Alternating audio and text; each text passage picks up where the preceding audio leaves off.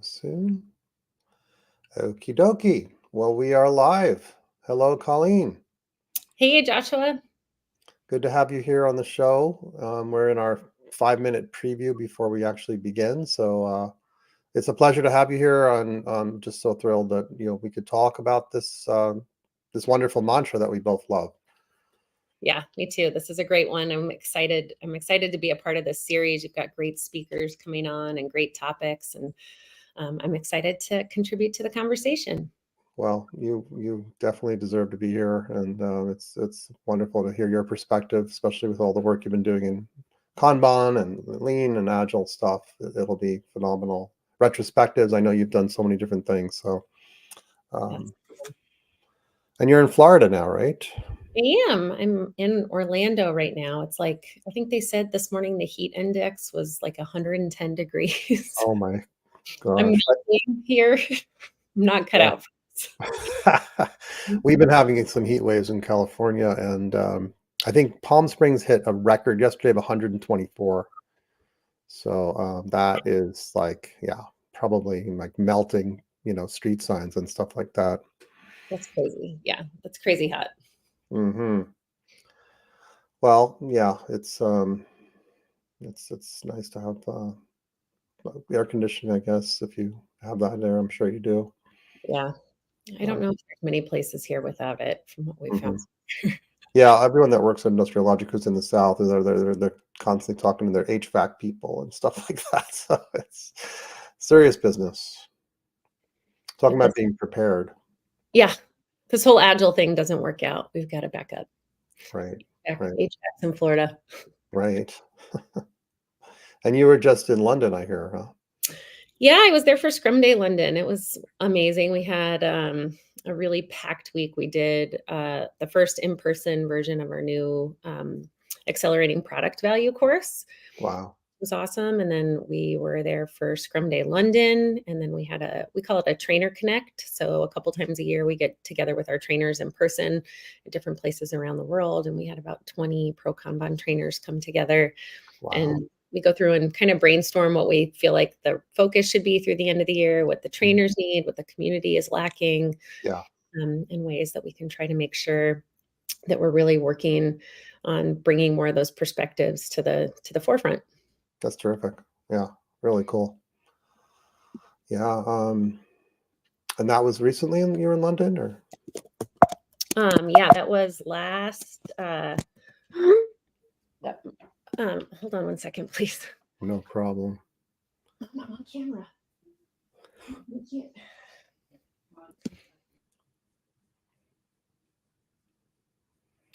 Well, welcome anyone that's starting to follow here. As usual, if you are here, it'd be great if you just say a quick hello in the comments section, or tell us, and also maybe tell us where you're from. We are going to be going live in a couple minutes for real. I mean, we are live now, but we'll officially start in a couple minutes. There we go. So, as usual, if you have questions, comments along the way, we'd love to hear them. We'll take some along as we discuss this wonderful topic. We're going to probably pick a few comments to hone in on. So, hello, Olaf. Hello, Code Monkey. Ah, Oh, cool. that's John. I know now. I know Code Monkey's actually John Borys. Um, and welcoming others from around the world. This is a very, very important mantra we're going to be talking about today. So I'm super excited about this. It's also hard. All these mantras are hard, right? I mean, this isn't easy stuff. It's Yeah, not easy stuff, and I think it's hard stuff to put into practice. It's hard stuff to be good at, right? It's hard right. stuff to really like flex the muscle and get better at these things over time. They're and balance them, right? They're all it's sometimes some of the mantras kind of compete with one another. They do. They do. But rest assured, if you just attend this session, you will be certified. So you can officially pronounce yourself a certified Joy of Agility master. Sorry, I don't want to go negative so early in the. All right. Well, it is the top of the hour. And we are here with Colleen Johnson, CEO of Pro Kanban, and a very experienced lean and agile person, and someone I've known for many years. Really, it's a pleasure to have you here, Colleen. Thanks, Joshua. I'm really excited to be part of this conversation. You've had a great lineup already on some of these topics, and I'm excited for this conversation. Yeah, and if you're just joining now, don't be shy. Say hello. Tell us where you're from. Ask some questions. We have a nice 45-minute slot here, and we're going to get really deeply into this mantra: be poised to adapt. So I just want to start really quickly by just reading a quick passage from this book, Joy of Agility, which I slaved over for many years. So be poised to adapt. This is the introduction to this mantra. On the one hand, being poised means being in balance or at ease. On the other hand, it also means being ready to act or move. When we are poised to adapt, we are ready to respond quickly and easily to change. Examples include altering your approach based on new information, quickly modifying something for a new purpose, or adjusting rapidly to a new reality. David D. Woods, a pioneer of resilience engineering, has studied the relationship between human coordination with automated and intelligent systems for more than 40 years. He explains that being poised to adapt is a readiness to a readiness to revise and a readiness to respond, which must exist before specific challenges are faced. This requires what he calls, and we'll talk about this in the show, adaptive capacity. A system's readiness or potential to change how a system currently works, its models, plans, processes, behaviors, to continue to fit changing situations, anomalies, and surprises. Adaptive capacity. Wonderful phrase. What do you think of that, Colleen? Yeah. Well, I mean, I think if we take a step back, even from the ability to change direction, right, or being poised to adapt quickly and be ready, that capacity, the adaptive capacity is so important, because if we're trying to think about how we respond to something, there has to be room in the system and in what we're doing to have that capacity to think about what to do next. And I think that's probably the first thing that's lacking for most organizations, right? So from a pro Kanban perspective, or a Kanban in general perspective, we tend to use traffic as an example all the time of where flow is lacking, or the ability to have that the capacity in your system is lacking. And if you think of the freeway, I've been in Florida, like you said, all week. Traffic here has been atrocious. If there's no room on the highway for you to merge on, there's no capacity available, and we're jamming more cars into a system where there's already no movement for the cars already in the system. And so that capacity piece becomes really important, first of all, in thinking about how we absorb change. And you see this in so many things in everyday life. But when we think about this from a work perspective, we see a lot of organizations still doing capacity planning at an individual level, doing capacity planning at a team level, and trying to say, okay, well, this engineer still has 8 hours of available work we have to fill, or this team still has 20 available story points we have to fill for this sprint. And all of those things we're doing are taking away that adaptive capacity, right? The more we pack everything in to 100%, we've eliminated our ability to adapt. And so I think that's probably one of the first places where we get all of this wrong from the very beginning. And I think we can probably dissect a million reasons this happens. I think we can point a lot of them back to maybe the cost associated with some of these things. So I think there's a strong desire for a lot of organizations to say, we're spending all this money on engineering, or we're spending all this money on people. How do we make sure that we're getting 100% use out of the cost of our human capital? And as soon as we start doing that, and we try to utilize everybody at 100% to offset that cost, we've kind of shifted our focus to the wrong outcome, right? And then we have no ability to adapt. Right. Yeah. So the being busy, I think Tim Ottinger calls it the busyness, always focusing on busyness and making sure everybody's busy, actually runs counter to being able to be poised to adapt, is what you're saying. Sounds like, yeah. And so talk to me a little bit about why do we get ourselves, why do organizations get into this problem so often? Like what causes that? Yeah, I mean, I think, when we think about a lot of what we see for organizations, even though we've been at this agile thing for 20 years now, right? We've been working in agile ways. There's a lot of other parts of the business that haven't changed at all. So how we fund projects still tends to be, I think, very antiquated. How we plan and communicate with the rest of the business outside of agile teams tends to be very antiquated. And all of these things kind of add up to maybe working in an agile fashion in one part of the business, but over planning, over committing, and overutilizing or maximizing the amount of work in our system. And so I think those things tend to be really at odds. And until we can start to say, how do we start to plan more just in time? How are we picking what the most important thing is just in time?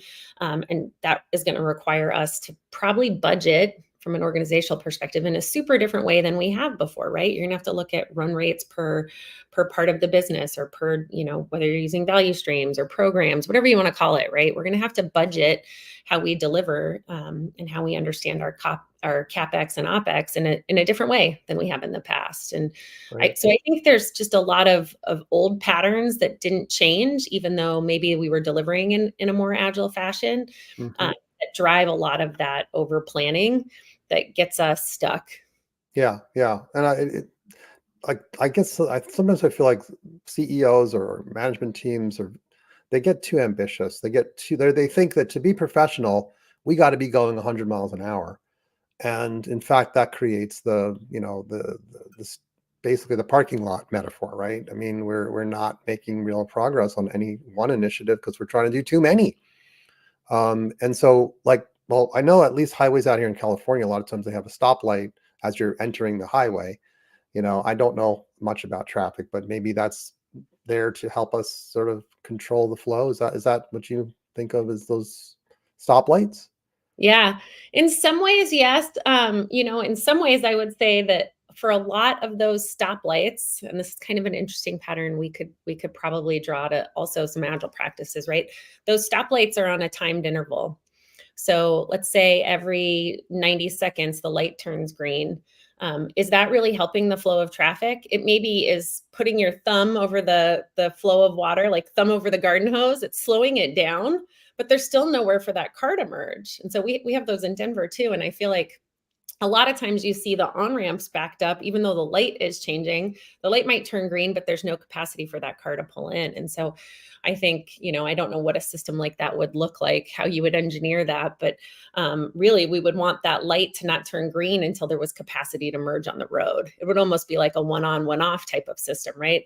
Right. We know a car exited the freeway, now a car can come onto the freeway, rather than just using a timer.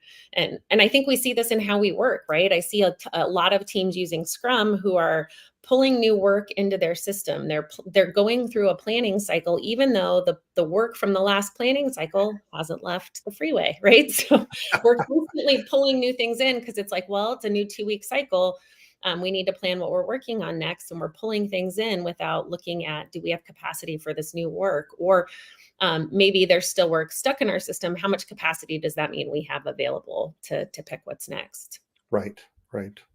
Yeah. I mean, this stuff doesn't sound that complicated. I mean, hey, don't take on more work until you like, stop starting and start finishing. Wait to finish stuff before you begin new things. Right. Why is it so difficult for organizations to get this? Well, I think there's a couple things. I think this notion of over planning, we were talking before the show about this concept of being ready. What does being ready mean? And I think for a lot of businesses, when we think of what it means to be ready, that means that there's a plan in place and we know what we're going to deliver. We have a roadmap. And, I've walked into companies that have been like, Colleen, check this out. We have 6 months of sprints planned. And I'm like, that's not good.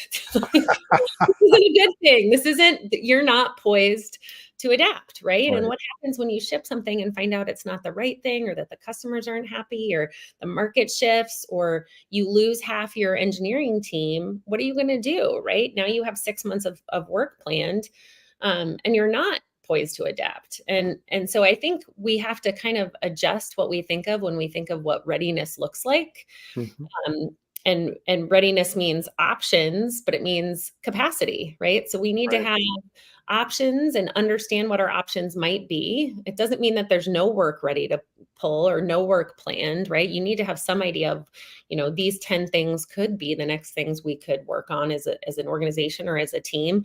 But you want to be more data driven, first of all, and how you select what that work is going to be. And then you have to have capacity. If there's no capacity, you can't respond, right? And Right. and that's the I think those two things of options and capacity have to be true to be truly agile. And I think that over planning and over planning and an over commitment and focus on utilization is really what starts to get a lot of businesses in trouble.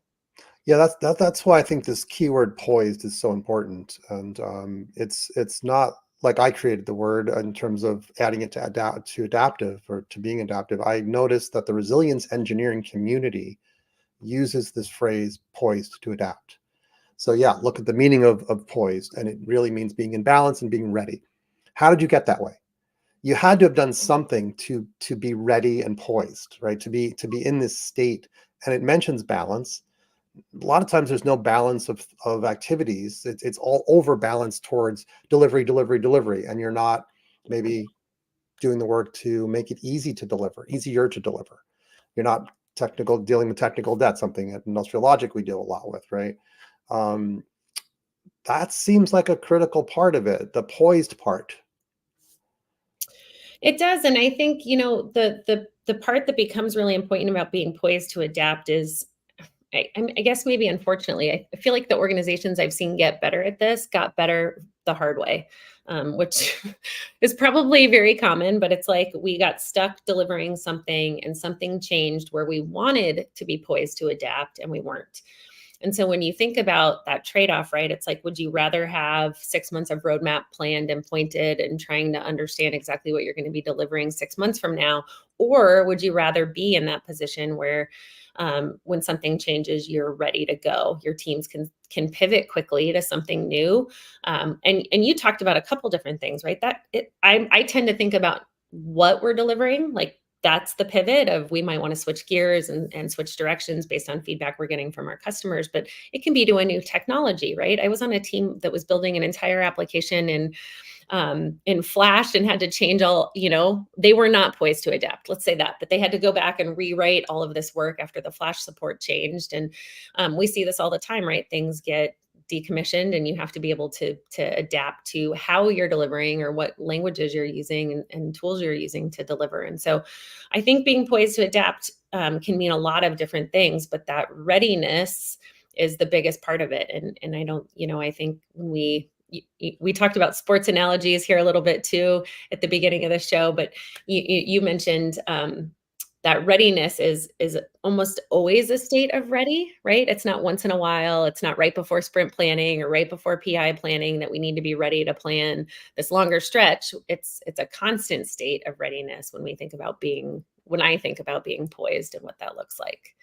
Yeah, I mean, the sports metaphor, or in reality, I follow a lot of tennis players, and I'm constantly seeing them in Instagram posts in the gym, either doing strength exercises or flexibility exercises. And I want to bring that back to risk management, right? If you go out on a sporting arena, tennis court, whatever it is, and you're stiff, right? You haven't been stretching. You're very stiff. You're going to hurt yourself, and you're not going to be in the game anymore. Especially in tennis, you see these players sometimes they do splits on the court, right? And I'm like, how do they do that? They have spent time. And I want to couple that to risk management, right? Because if you don't manage the risk, right, you are going to hurt yourself. And these players are they are working on that risk management by doing that strengthening and that flexibility work off the court. They're managing risks on the court that are inevitable, right? We don't do enough of that in our, especially in the software field. Well, yeah, and I think that there's a psychology piece to this too, right? When you think about that psychology of small wins and getting things to done, and how much that hurts everybody, right? To be in this constant state of stress and fight or flight, trying to keep pace with new work coming in all the time, and knowing that there's no capacity for it, or that maybe you're working on things and not feeling like it's the right direction. And so when I think there's a huge cost to what we're doing to our teams by overburdening them and pushing more work into a system that doesn't have that capacity. And then also, you know, what it feels like to know that you're probably working on the wrong thing, or you're working on something and you should be working on this new thing over there, or with this new technology over there, and you can't switch because of, whatever organizational blocker is in the way for you. And all of those things, I think, like you said, come back to our ability to manage that risk. And how are we what things do we have in place so that we can say, here's a trade-off cost, right, of working on this versus working on this. We're willing to eat this cost to switch to something that we believe is higher value or higher priority. And I don't know that we tend to make decisions that way in organizations. I wish we did. I wish we could have that conversation more, but I think a lot of times we see that the money spent, the cost, it's like, we've already been working on this for 6 months. We have to get it over the finish line. Locks us into bad decision making and incurring more risk because we feel like we can't abandon that work. Yeah. I mean, risk management as it's an important part of how I think. It's how I started my career. I started working in banks where I worked in risk management departments, and we helped to calculate the risk of loans or what various financial tools. And there's no like risk planning meeting in any defined framework, agile framework that I know of, right? That's specifically using risk management as a term. It's like we have stand-up meetings and we have sprint planning and all these different things, but no one's talking necessarily about risk. We just had a client um, deal with a catastrophe where a partner of theirs that does a bunch of work, they relied on their API heavily. There was rumors they were going to go out of business. They started to do a little bit of work to sort of remove, make it easier to get off that system, but they didn't finish it. And sure enough, the company went out of business, and then all, the shit hit the fan, if you will. And they had to like suddenly get many, many people working on this thing in an emergency situation. They were not managing that risk very carefully. They were not poised to adapt, Yeah. and it was not handled well because there's not enough focus on being ready, on being poised. It's Right. exactly what you're saying. Um, Yeah, yeah, I think we do try to teach some concepts around risk management in our forecasting classes, and we do that really trying to understand delivery, the delivery side of things, and what's the risk, like what's the probability of missing this forecast, right? And so we do that from using Monte Carlo simulations and the ability to say, if 85% of the time we deliver a feature in 30 days or less, then there's a 15% chance, or a 15% risk or likelihood that we won't hit that in 30 days. Are we comfortable with that risk? And I think shifting the way that we talk about things like forecasts and capacity to be more about risk management changes the conversation greatly for leaders. If I'm going in to talk to a leadership team about how likely we are to hit a certain date, or how likely we are to deliver something, and the conversation stays focused on the date piece, then that's all we're going to talk about. But if I can go in and say, we started this feature with a 85% likelihood that we were going to deliver on July 10th, and today the likelihood is, it's 60%. What do we want to do about it? We can now have a conversation about how do we mitigate risk, right? If I just change the date on them, I just took that off the table. And so I really like, what you said about how do we bring risk into the conversation more, because I think thinking about our ability to adapt and our ability to make better decisions with data all comes back to focusing the conversation around what is our current risk, whether that's ability to change, ability to deliver, um, or ability to hit a certain milestone financially, right? All of those things have risk associated with them. And if we can keep the conversation there, I think we can have a more productive conversation with leadership. yeah, yeah. I mean, I also think the part of the problem is that there's the divide between the business and then the people building the thing. Yeah. And that divide exists. It keeps existing for years on end. We never really just have a whole team where there's equal voices, right? An architect could say, listen, if we don't change the software design, no matter how many features we make, we're going to be in real problem. It's going to be a huge issue. That's not, those kind of conversations aren't happening. We're looking at capacity from the point of view of features, and not necessarily what we already built and what may need to be changed so that it is poised to adapt. That, you Yeah. know, inequality, or so it's a fraught relationship, I think, between product and development. Yeah, and it's a surefire way to lose great people, right? I mean, I think people want to work on they understand the risk of the work that they're doing, and being able to identify where risk is in the system, whether it's what they're building or what they're delivering or how they're building it. The people doing the work are probably the best people to ask about what that risk is. But Right. when you think about things like that, like you said, if an architect's saying, we have something here that's risky that we're building on top of, or the approach we're taking is introducing a lot of risk, but the rest of the organization is saying we have to march forward with this regardless, because there's a plan in place, right, or a delivery date in place that we have to hit. You're going to lose good people that way. And I Hmm. know that the market has shifted a lot, and there's a lot of I think it's gone in the last 5 years. It went from everybody spending tons of money trying to hire the best people, and now there's a lot of people available, but there's still a huge cost to bringing in new talent, and getting them up to speed. And so even though there may be more people available to work, losing people is an expensive expensive proposition, right, if you're not listening to them about how to manage that risk so that you are ready to adapt and move on to the right work. Yeah, yeah, absolutely. We have one comment here from a LinkedIn user. Last year, I had a team that, despite having a massive backlog, had to significantly pivot. They just dropped the original thing. Business decided to take the hit, sink the cost. Shock and annoying for the first product, but they got on with it soon enough. Made me think maybe being ready to change is not such a big deal. Yeah, that's awesome, and I think that that's something that should be celebrated in organizations more. The ability to say we're going to walk away from something is something I think we've all been really conditioned to not do. Especially from a business perspective, like you said, there's a cost hit and a business hit to starting work and not finishing it, and it's not something I think we want to do all the time. But I think being able to say this isn't the right investment anymore, or we have new information that has come in that tells us we need to go work on something else, is something businesses should say, hey, we're getting better at this. We're getting better at walking away from those things. Right. I think the other piece of that becomes really important is batch size, right? And so it's a lot easier to walk away from things when they're small. If we've been working on something for 8 months versus 8 weeks versus 8 days, right? The smaller the batch size is, the smaller the investment is.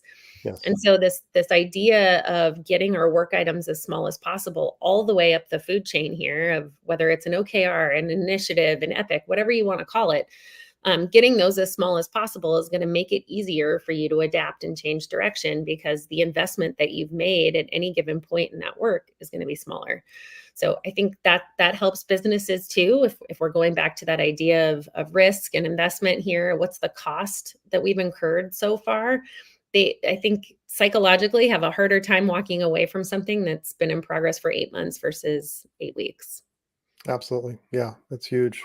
Thank you for the comment, and keep the comments coming, please. Hello there, Scott from Scotland, and some others who are joining us here. Feel free to say hello and tell us where you're from. We'll keep this going. So the work of pro Kanban, I imagine, is very coupled to this concept of being poised to adapt, right? That can you tell us a little bit more about what you do with your organization and the whole concept of flow, and how it relates? Yeah. From a pro Kanban perspective, I would say there's a couple things we really try to focus on. And the first is data, and using data to make those decisions. And so, I think we talked a little bit about this notion of planning and maybe why our focus from a business perspective tends to be more on having a big plan and how much we're delivering per sprint or whatever. And I think a lot of what we're trying to focus on from a flow perspective is, are we getting things to the customer as quickly as possible? That does two things, right? It gives us either feedback that we've delivered the wrong thing, or it gives us feedback that we've delivered the right thing. And both of those are critical to the ability to adapt. And so the value in that is those quick, getting things in front of customers quickly, getting that feedback so that you can figure out what to work on next. We can't do that if there's no capacity in our system. And so that's the second part I would say that we really want to focus on, is moving work quickly, getting things to customers quickly so you can get feedback faster, and then being able to use that feedback to pick what to work on next. And this is important at all levels of the business, but I think, for a long time, and this isn't new news, but a lot of our agile practices have always been very focused on the team level or team of teams level. And as we start to look across the entire organization, I think some of the bang for your buck with this thinking around having capacity in your system in small batches really starts to pay off the higher up we go, because you can have a team that's a well-oiled machine and is working with all of these principles in place. But if we have 50 epics that we're working on across the business, you're still going to have a problem, right? You're still not getting feedback from customers, and you've overplanned, and you don't have capacity to change or adapt. So Yeah. I think a big part of what we're working on from a pro Kanban perspective right now is, how do we take this thinking and apply it to all parts of the business, whether that's product or executives thinking about OKRs and strategic initiatives, because I think that's where you really start to see the benefit come in. And from an organizational perspective, that conversation about risk and investment, and are we able to get the return quickly, changes dramatically, right? When we can start to loosen the ties on things like time boxes and some of the quarterly planning systems that we've relied on for so long. Right. Yeah. So let me maybe challenge you a little bit, which is to say, are we putting adaptive capacity data, or even score, like in front, scores in front of executives, in front of management? Are we saying, your adaptive capacity is pretty bad. It's a 23 on a scale of 1 to 100 because of this, that, and the other thing. What we're noticing is you are, doing too many things at once.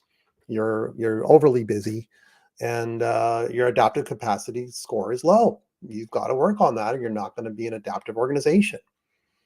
Yeah, I've never seen it as a score. I love that idea. I think, when we, from a flow metrics perspective, we lean really heavily on work item age to do a lot of that storytelling and motivation for for folks. And I think it works well in this case too, because you could say, if this feature or initiative has been in progress for 8 weeks, we have an idea of how much that's costing us, right? We know our run rate, and we could probably start to figure out what investment has been made to date. That's going to be probably a pretty motivating number in either getting that thing to done or killing it, like our viewer was sharing. But the other piece I think that can be really motivating is when you start to look at how long things have been sitting in the queue. So when, like if anybody's gone through a drive-through, sometimes you can actually see the thing inside the drive-through window that's telling them how long that car's been in the drive-through, and it starts to make noise and flash when it hits a certain threshold. For an executive organization or executive team that's looking at, we have high priority things that we can't get started, being able to see how long it's taking you to be ready to pull that work in is going to start to tell you what needs addressed in your system, right? So if I've got a new initiative that I feel like is really important for Pro Kanban to be able to pull in, but we don't have the capacity to work on that, and I can see it's been sitting at the top of our backlog for 3 months, that's telling me something, right? And so work item age is a powerful number, whether it's work that's in progress or work that hasn't been started yet. And I think it's a really, unfortunately, a very sobering number for that reason. So being able to start to say, here's how long things have been sitting, whether it's in the system overall or in a certain state of the system, is going to help, I think, illuminate where things are stuck and give you the ability to have a really powerful conversation about why work can't get pulled in. Yeah. I get itchy when I know we're working on something and 2 days have gone by and we haven't shipped anything. I'm like, what's going on around here? Like we usually ship, by the first or second day, and then if we're into the third day, it's like, I wonder what's happening, because the sizes of our pieces of work are so small that we're constantly shipping stuff. So It's the work item age, I think, is important. But I guess what got me inspired by what you said is not just working at teams or even the team of teams level, but higher up. How do we help executives get better at being poised to adapt, right? Yeah. How can we as people in the agile community or lean community help them with that? Because I don't feel like they get it yet, and there's room maybe for improvement. Yeah. Well, and risk plays a big part of that, right? The bigger the work items, right? The more risk we're taking on, and the more we're locking ourselves in and not being poised to adapt. So I think Right. it's on the head. We have some questions here. So one is from Olaf, and he's saying this: I have a question from your perspective. Why are there so few people from what we might call the agile community stepping into corporate leadership positions? We're a bit of an exception as CEOs. So yeah, do you want to speak to that at all? Yeah. I saw a funny meme on LinkedIn recently that was like talking about a bunch of agile practices, kind of shouting at an executive with things like, here's the things that matter from an agile point of view. And I think for 99% of the businesses I've been a part of, whether that's consulting or as an employee, that's not what executives care about, right? And it's unfortunate. I think there's benefits for them in understanding the core practices and core principles behind agile thinking, but as a business owner and as an executive, that's not what they're held accountable to. Right. And I think until we shift our language and shift our ability to talk about things like risk and budget and investment and return, there's no place for us in the boardroom. And Right. Yeah. as a CEO and as a business owner, I wouldn't want to put somebody in an executive role who couldn't have those conversations effectively. Yeah. Yeah. And so I think that's a big part of it. Yeah. Yeah. I mean, yes, you've got to be comfortable with business, the business domain, and the pressures of business, right? The Right. pressure, the actual pressure that you have to succeed in business. It often goes against what might be pure concepts, in agile. But I do think a big problem too is that many executives think of agile as a technology thing. We're Yeah. going to bring in agile to our technology group. They don't think of agility. They don't think of organizational agility, the adaptive capacity across the organization. They're not thinking on higher levels. They're just locked into this agile means IT improvements, Right. which is very, very sad, a sad state. And this is why I say that we're still in the early days of the agile movement, because we have a long, long way to go to change how people think about agility. Right. And there's a lot to unravel, right? I think there's still the thinking that it's not just only for engineering or only for technology, but that it's a process. It's something that you roll out, that you're done with at some point. And now the term I think you and I talked about this the last time we spoke, but I think there's a lot of baggage with that now, and that it's going to be hard for us to unpack that for a lot of leaders. Yeah, yeah, absolutely. Yeah, I mean, my hope is that some of these mantras can help, even if they're independent of the word agile, like being poised to adapt. Again, the resilience engineering community loves this term, right? And they look at all kinds of problems in the world, collapsed buildings and train crashes, and they look at the adaptive capacity. They look at how poised to adapt were these organizations prior to these terrible fatal accidents occurring. And most of the time they see a lot of problems. Yeah. Yeah, absolutely. Well, I hope that this helps for some of us out there in thinking about how we can start to talk to leadership more about these things. And I think, like I mentioned, sometimes it takes a failed opportunity for leaders to ask the question, what could we do to be more poised to adapt?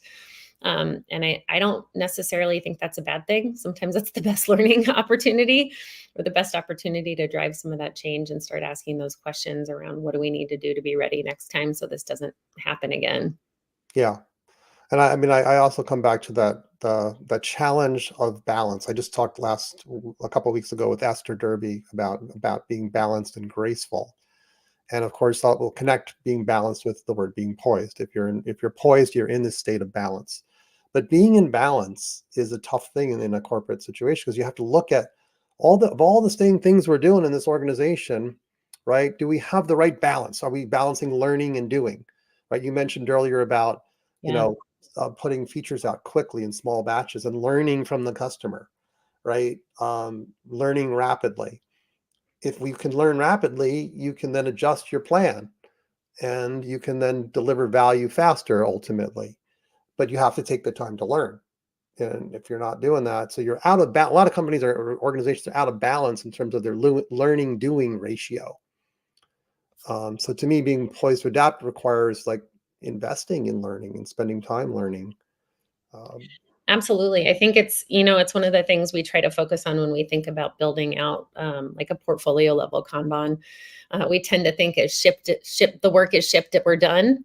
I always love to put a column on the board after delivery that's something like learn or measure or review, right? Where we keep work that's delivered visible and still part of the conversation until we go back and start to review metrics on how it's performing in the wild. And that, I think, part of that conversation starts to drive more just-in-time prioritization, because you're able to say, okay, well, we shipped this thing a month ago. Here's the feedback we're getting on it. Is it positive? Is it negative?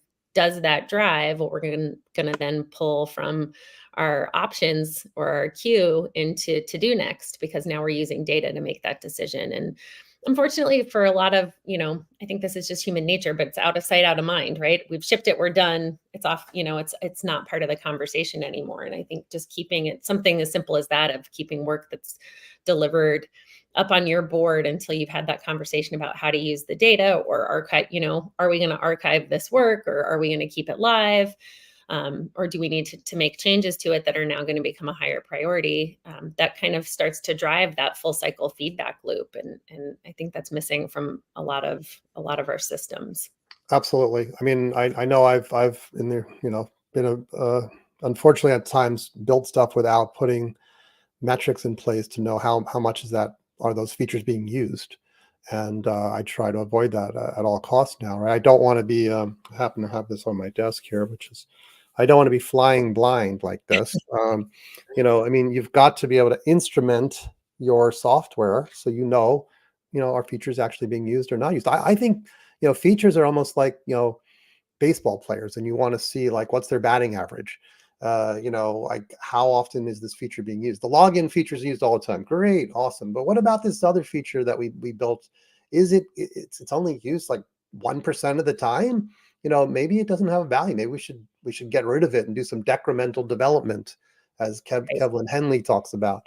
We're not. I don't think we're even that far along that path of really analyzing what's important in our software and what isn't.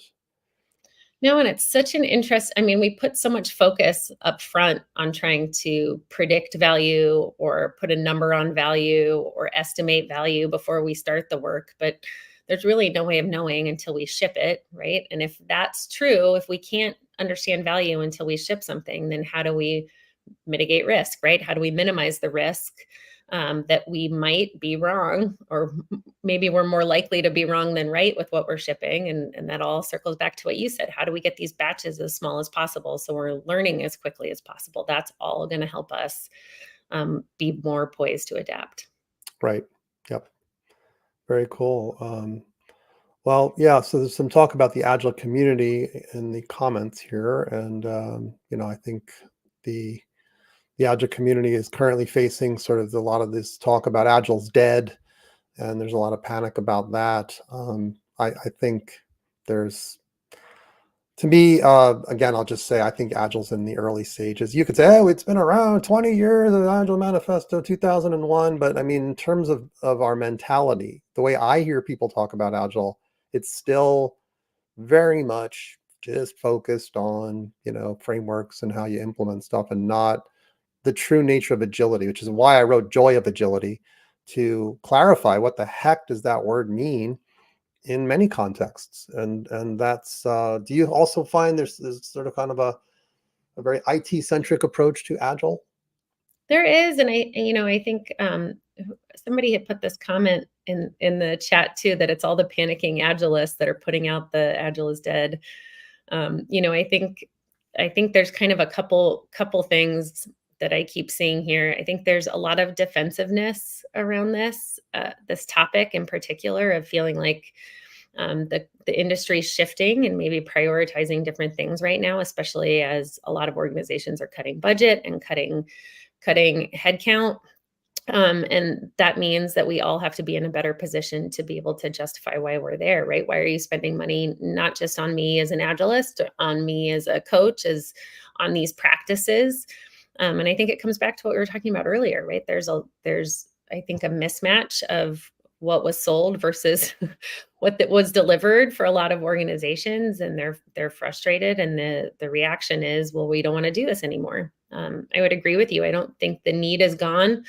And I don't think the industry's dead, but I think we have to be able to shift how we have these conversations. So we can't keep walking into the boardroom and asking everybody to play planning poker or pick products with to do these activities, right? Where they're like, "What am I doing?" Right? We have to be Yeah. able to talk on terms that matter to them, and even flow metrics, I would say, to some extent, aren't the things that are going to get them motivated. But being able to leverage flow metrics to talk about risk, like you said, is a conversation that we can have. Right. So I think some of this is a little bit, our fault if we're feeling a little bit of that heat, and I think some of the spin that you're probably watching in different forums and different conversations is panicking, and it is defensiveness because people are worried about where they fit into this next. And I think the most important thing we can all do is make sure that our focus is still on customers first, and that means all the mantras point to that. Every single one of them points back to how do we do the best job with the resources we have available to give our customers what they want. Right. And I think so. To me, what I see sometimes with even what we do in industrial logic is we'll put something in place. As soon as we leave, someone comes along and dismantles it. Yeah. I don't know if you've seen that. Now, the only reason I think they can possibly dismantle it is because they don't know the value of it. And I think that I'll put the blame on us, right? As people in the lean agile community, we are not uh, explaining the value in dollars and cents, right? Or we're not explaining our value and the value of what we do sufficiently to executives, to people that make decisions. We're in the we were just in the infancy stage of that the last 20, 25 years, right? We still have a long way to go to start talking to at the business level of why this stuff is so friggin' valuable. Because it's not well understood. It's still not well understood. Yeah, and I think going back to what we were talking about with the baggage piece of this, I think it's going to be hard sometimes to lead with agile as the conversation starter now.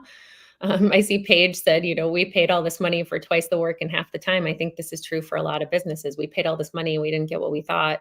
We don't want to talk about this anymore. So we have to be able to have a conversation about outcomes and about customers in a different way, even though we probably all know the right ways to get there, and leverage these different ideas to deliver on that promise. I think the conversation has to shift to different language in order to have the door open these Yeah. days. And it's unfortunate. I think it's kind of silly to even, like, I feel bad saying that. I feel like it's a silly proposition to be like, don't, I've had people tell me, don't use the word Kanban. You can talk about all these things. You can talk about flow, you can talk about metrics, but just don't use the word Kanban. And I'm always like, why? That's ridiculous. Yeah. I I mean, think that's where we're yeah, headed. too much ritual talk and not enough focus on what's needed in the future here. I mean, I think there are some really amazing bright spots, and I think people are not paying attention to them. So there's Yeah. a new book called Govern Agility. I'm starting to read it, and it's really wonderful, and it's looking at a different level. People ought to go out and buy that book, Govern Agility. It's looking at the governance level, which is way up there, high up where we need to be, right? What you're doing with your tools in Pro Kanban, I think, is going higher up and looking at where do management executives really need to be making better decisions about flow, and we have to continue to approach this with beginner's eyes, which is that we're still in the early phases.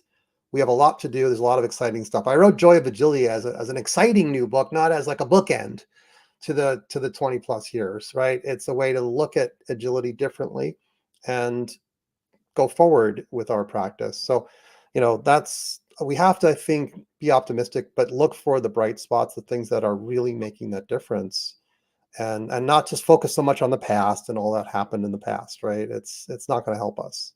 Right. So yeah, I mean, we're in the last minute or so. I really appreciate you coming on to this live show, and just love the work that you're doing, Dan Baconti and others too, and just the people that are, I guess I view you as a modern agilist in terms of like the kind of work you're doing to push things forward. Not that you're, following a modern agile approach, but that everything you're doing is based upon stuff we read and agree on. There's a community of us that we've been studying the book Accelerate for many years, right? And so much of what you do is all about that. How do high performance teams really generate amazing value? Yeah, so there's a lot of great work, lots to do though, to There is. continue to improve. Yeah, and I think when we think about all the practices, accelerate, modern agility, all of these things I think are very simple, right? They're simple things, and I think we have to strip some of what we put in place down for a lot of organizations and just get back to a few core practices that enable our ability to be poised to adapt, to deliver quickly, to get feedback faster. In some ways, I think we've kind of over bloated a lot of these practices, and there's a million different ways we could talk about that, but how do we get back to simple things that really allow us to do our best work quickly? Yeah, And I think it's simpler than we give it credit. right. I want to say for some reason, escape the parking lot, because back to our car analogy, Yeah. right? In the highways, there's too many parking lots out there. Yeah, there are. Well, thank you so much, Colleen. I really appreciate you coming on the show, and your fabulous insights, and the work you're doing is great. So it's wonderful to be a colleague with you on this industry. And thanks for everyone who showed up. We will be doing this again next week. We have, I think, 3 more sessions from Joy of Agility mantras, and looking forward to the upcoming guests. So again, thanks again. This recording will be available on YouTube within a few days. Thank you again. Thanks, everyone.